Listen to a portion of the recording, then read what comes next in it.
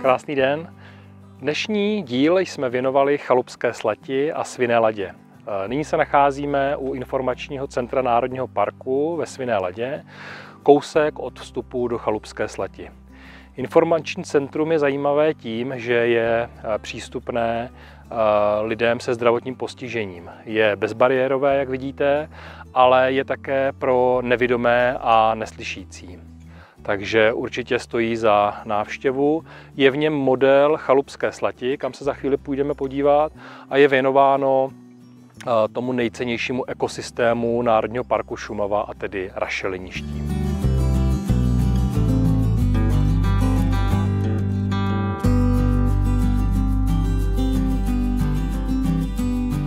Z informačních panelů se dozvíme samozřejmě spoustu zajímavostí.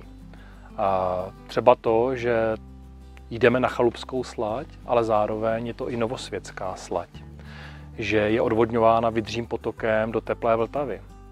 A také to, že šumavská rašeliniště vznikla někdy před 9 až 10 tisíci lety.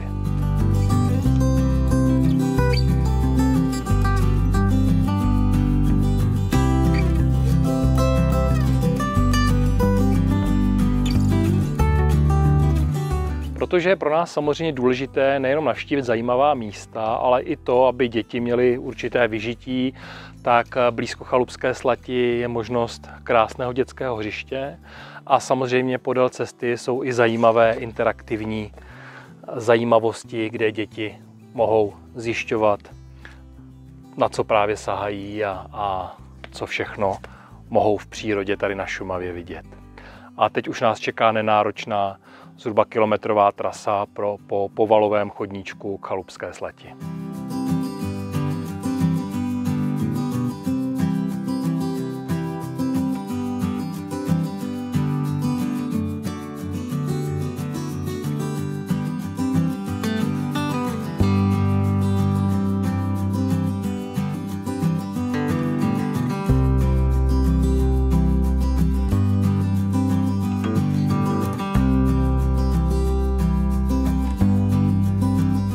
Těžba rašeliny v rašeliništích, aby jsme si taky ujasnili vlastně ten význam.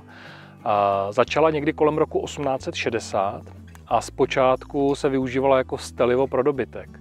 Teprve až někdy začátkem 19. století, kdy začala probíhat intenzivní vlastně těžba, tak se stala hlavním zdrojem paliva a tady na Šumavě to bylo pro Novou papírnu v nedalekém Františkově. Takže to jsou taky zajímavé údaje a zajímavosti, abychom věděli, k čemu se vlastně rašelina tady z místních rašelinišť používala.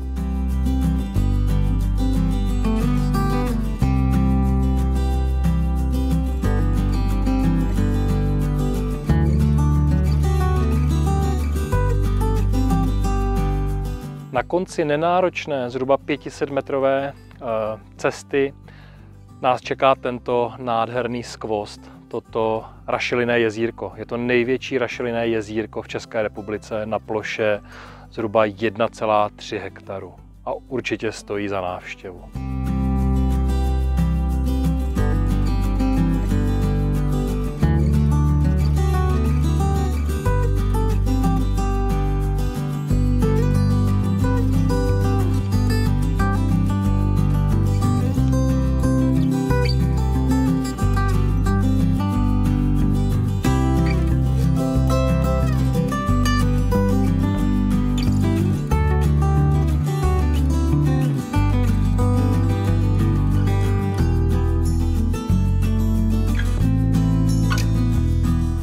Takže v dnešním díle se loučíme s Chalupskou slatí a krásnou podzimní barevnou Šumavou a těšíme se v příštím díle na viděnou.